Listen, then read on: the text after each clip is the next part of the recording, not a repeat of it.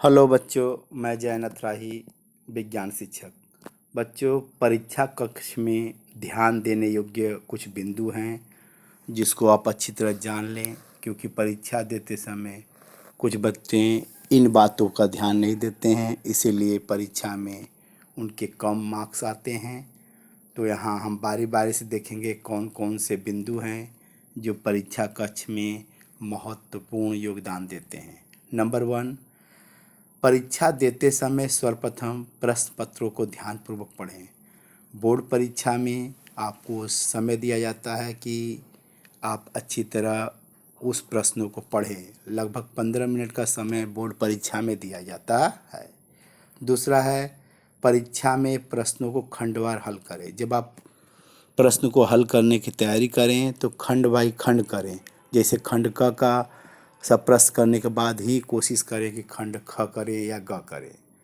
तीसरा है, परीक्षा में आंकिक प्रश्नों को हल करते समय प्रयोग किए जाने वाले सूत्र, प्रतीक, इकाई इत्यादि अवश्य लिखें। इसको लिखने से एग्जामिनर आपको परीक्षा में अच्छे अंक देते हैं। चौथा है, परीक्षा के दौरान उत्तर पुस्तिका में रासायनिक समीकरण लिखते समय ध्यान दें कि वह संतुलित हो। साथ ही साथ ताप, दाब, उत्प्रेरक, वर्धक आदि का उल्लेख अवश्य करें। ऐसा करने से एग्जामिनर आपको अच्छे अंक देता है और मानता है कि यह समीकरण शुद्ध और अच्छी तरह से लिखा गया है। अगला देखते हैं ध्यान देने योग्य बिंदु। 5वां है, उत्तर पुस्तिका में सुंदर तथा स्पष्ट सुलेख से उत्तर को लिखें। जब आप प्रश्नों को हल करें तो अच्छी राइटिंग होनी चाहिए, हेडिंग साफ साफ होनी चाहिए।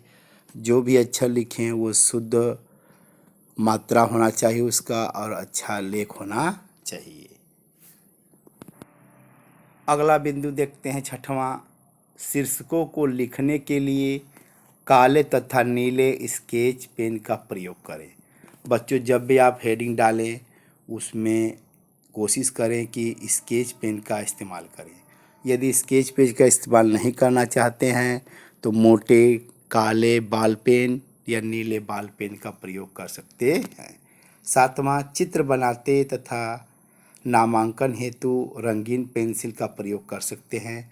रंगीन पेन का भी इस्तेमाल कर सकते हैं, स्केच का भी इस्तेमाल कर सकते हैं, जिससे चित्र बहुत ही अट्रैक्टिव बनता है, जैसे जीव विज्ञान में, रसायन विज्ञान में। तो आप इसका इस्तेमाल करके अच्छे नंबर प्राप्त कर सकते हैं। 8वां है, सर्वप्रथम सरल प्रश्नों को हल करें तथा तत्पश्चात कठिन प्रश्नों को हल करें। हमें परीक्षा कक्ष में सरल से कठिन की ओर जाना चाहिए। सबसे पहले हमें जो सरल प्रश्न होते हैं उनको करना चाहिए, बाद में कठिन प्रश्न को करना चाहिए। 9वां है, समय का ध्यान रखते हुए प्रश्न को हल करें। आप अपने हाथ में घड़ी लिए रहें, वो पहले से ही क्या प्रश्न पत्रों को समयानुसार बांट लें और समय को ध्यान में रखते हुए तेजी से साफ साफ उत्तरों को लिखें। अगला देखते हैं 10वां, प्रश्नों के प्रकार के आधार पर ही उत्तर लिखें।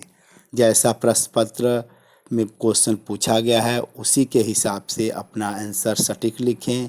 भाजने की कोशिश न करें, मन से अतिरिक्त लिखने की कोशिश न करें। जो भी दिया गया है वो प्रश्न पत्र के हिसाब से ही लिखें। अगला देखते हैं ध्यान देने योग्य बिंदु 11th है, उत्तरों को फ्लो चार्ट के माध्यम से प्रदर्शित करने का प्रयास करें। यदि लॉन्ग क्वेश्चन है उसमें फ्लो चार्ट्स का इस्तेमाल करेंगे तो अच्छी तरह एग्जामिनर उसको समझ सकेगा और आपको अच्छे नंबर दे सकेगा। अगला देखते हैं 12वां, उत्तरों को लिखने के पश्चात उत्तर पुस्तिका का पुनरावलोकन अवश्य कर लें। एक बार अवश्य कर लें कि कहीं क्वेश्चन छूट न गया हो, किसी क्वेश्चन का नंबरिंग गड़बड़ न हो, किसी का चित्र न छूटा हो, उसको हमेशा ध्यानपूर्वक देख लें। लिखने के पश्चात उत्तर पुस्तिका जहाँ समाप्त होता है वहाँ पे अपना अनुक्रमांक अंकों में और शब्दों में लिख लें। इसके अलावा ध्यान देने योग्य बातें हैं कि अपना अनुक्रमांक हर पेज पर लिखें, कोने पर, ऊपरी सिरे पर। साथ ही साथ प्रश्न पत्र का यदि कोड है तो उसको भी आप अवश्य लिखें। ये बोर्ड परीक्षा में नया निर्देश है कि कोने पर, उत्तर पुस्तिका के कोने पे, प्रत्येक पेज पे अपना अनुक्रमांक साथ ही साथ उत्तर पुस्तिका का कोड अवश्य लिखें।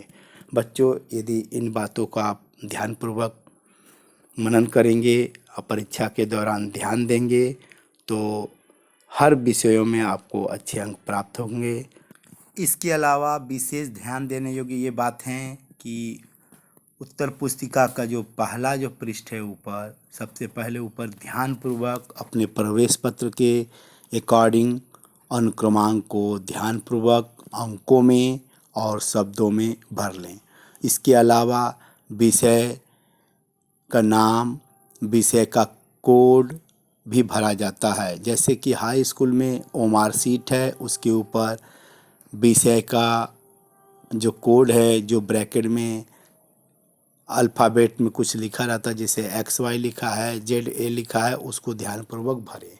इसके अलावा दिन भरा जाता है, पाली भरी जाती है, समय भरा जाता है, दिनांक भरा जाता है। इसके अलावा केंद्र का नाम भरा जाता है।